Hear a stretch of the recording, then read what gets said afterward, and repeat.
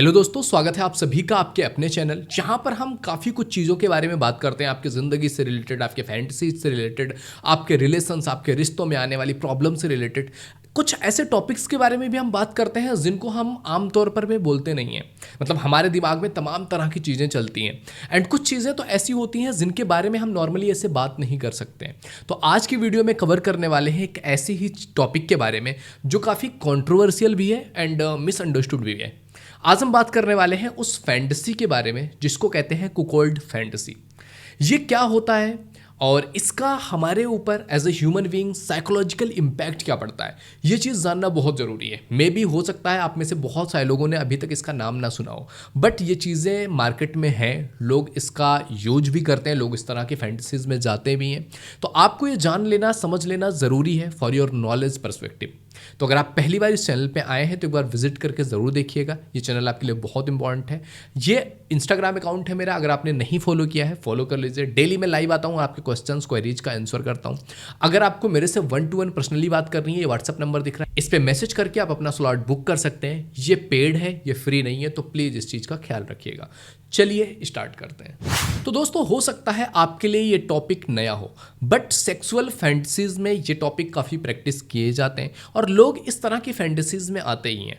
And fantasy word से ही आप समझ पा रहे होंगे हमारे दिमाग की एक उपज। अब हर एक इंसान की फैंटेसी डिफरेंट हो सकती है, यूनिक हो सकती है।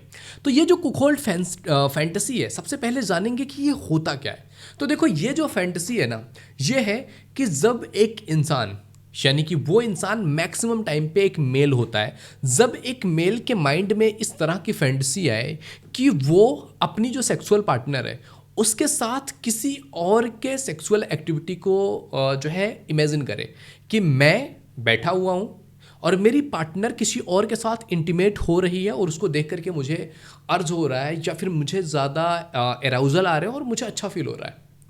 ये एक ऐसी फैंटेसी है जिसको सुन करके आपको लगता होगा कि यार ये क्या है, ये क्या होता है, क्या ये सच में होता है। बट मैंने ऐसे बहुत सारे लोगों से बात भी कर रखी है जिनके अंदर ये फैंटेसीज हैं और समटाइम्स ये फैंटेसीज हमारे रिश्ते को ख़राब भी कर देते हैं। समटाइम्स इन फैंटेसीज की वजह से हम उनको अगर अच्छे तरीके से इम्प्लीमेंट नहीं करते हैं तो हमारे रिश्ते ख़राब भी हो सकते हैं एंड समटाइम्स ये ना होने की वजह से रिश्ते ख़राब हो जाते हैं। तो ये चीज़ जानना और समझना आपके लिए ज़रूरी है कि थोड़ा सा आप अपना जो एक पर्सपेक्टिव है ना उसको पीछे रख करके जस्ट इस चीज़ को समझने की कोशिश कीजिए कि एक बंदा है, एक बंदे के अंदर ये फैंटेसी है कि यार मेरी वाइफ अगर मुझे चीट करती है या फिर वो किसी और के साथ सेक्सुअली इन्वॉल्व होती है तो हाउ इट फील्स, और सामने वाला इंसान इस चीज़ को करना चाह रहा है। And sometimes people approach the people कि यार आप आओ और मेरी वाइफ के साथ आप सेक्सुअल एक्टिविटी में जाओ और मुझे देखना है। तो ये बेसिकली कहलाता है कुकोल्ड फैंटेसी। दूसरी चीज बात करते हैं psychological aspect of this fantasy, कि ये फैंटेसी आखिर आती कहाँ से है, क्यों होती है इस तरह की फैंटेसी।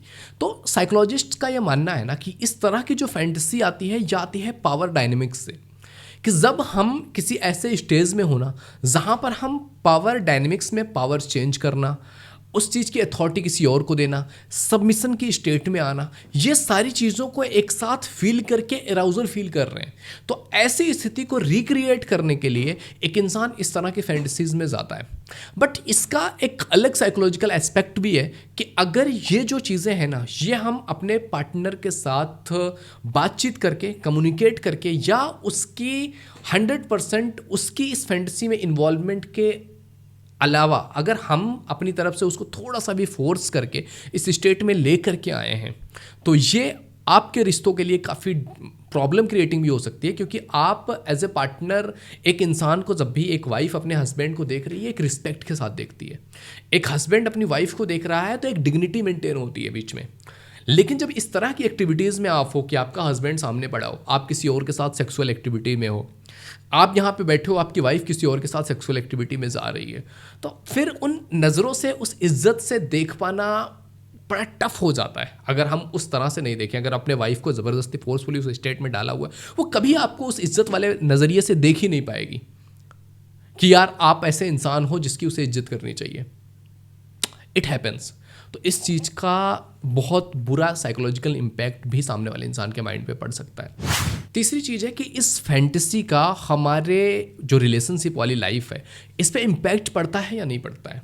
तो देखो यार, अगर आप इस तरह की फैंटेसीज में इन्वॉल्व हो रहे हो तो इसमें दोनों पार्टनर्स अगर इसमें इन्वॉल्व हो रहे हैं and they are happily doing these things, तो ये उनके सेक्सुअल लाइफ को एक्सप्लोर करने का एक तरीका हो सकता है। लेकिन अगर इसमें किसी एक भी पार्टनर का 100% इन्वॉल्वमेंट नहीं हुआ तो ये एक टॉक्सिक सिचुएशन बन सकती है आपके रिलेशनशिप के लिए, आपके शादी के लिए, आपके मैरिज के लिए, आपके रिश्तों के लिए। ये बहुत टॉक्सिक सिचुएशन हो सकती है, क्योंकि आप एक पर्सन को ऐसे स्टेट में डाल रहे हो जहां पर सामने वाला इंसान जाना नहीं चाहता है।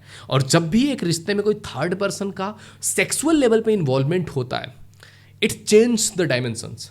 तो अगर आप अपने पार्टनर के साथ इस तरह की एक्टिविटीज़ में जा रहे हैं एंड अगर आपने वहाँ पर कुछ ऐसी चीज़ें कर दी या वहाँ पे कंसेंट लेने में आपने थोड़ी भी कमी कर दी ना, तो ये पूरा पिक्चर चेंज कर सकता है। ये पूरा आपको देखने का नज़रिया बदल सकता है। ये सामने वाले इंसान की नज़रों में आपकी इज्जत बदल सकता है। सामने वाले की नज़रों में आपका पर्सपेक्टिव, आपका इमेज पूरा चेंज कर सकता है। आपकी नज़रों में उसकी इमेज भी चेंज हो जाएगी, बदल जाएगी। तो बहुत कुछ चीज़ें चेंज होने वाली है, बदलने वाली है। तो अगर ये चीज़ें प्रॉपर कंसेंट से नहीं की जा रही है, प्रॉपर दोनों का इसमें उतना ही इन्वॉल्वमेंट नहीं है, तो बहुत प्रॉब्लम होने वाला है। तो हमेशा याद रखिए कि ये चीज़ें जो भी हैं वो कम्युनिकेशन बहुत स्ट्रांग, बहुत ओपन कम्युनिकेशन होनी चाहिए, अदरवाइज ये रिलेशनशिप को पूरी तरह से रुइन कर देंगे। चौथी चीज़ बात करें कि सोशल एंड कल्चरल पर्सपेक्टिव की, तो definitely it is not acceptable by society and culture. क्योंकि आपने देखा होगा, क्या आपके लिए ये चीज़ नॉर्मल लग रहा है? मतलब आप में से बहुत सारे लोगों के तो होश भी उड़ गए होंगे सुन करके कि यार मैं मेरी वाइफ के लिए बोलूँगा कि मेरी वाइफ किसी और के साथ सेक्सुअल एक्टिविटी में जाए। आई डोंट थिंक कि ये हम इमेजिन भी नहीं करते हैं। हम इमेजिन भी करते हैं तो हम उसे छोड़ने तक को रेडी हो जाते हैं कि नहीं, अगर तू किसी और के साथ जा रही है तो क्या इस चीज़ के लिए हम रेडी होंगे? तो सोशल पर्सपेक्टिव से देखोगे तो या फिर कल्चरल, तो it is not okay. But अगर आप इसको बिना जज किए हुए देखेंगे तो फैंटेसी किसी भी इंसान की किसी भी लेवल पे आ सकती है।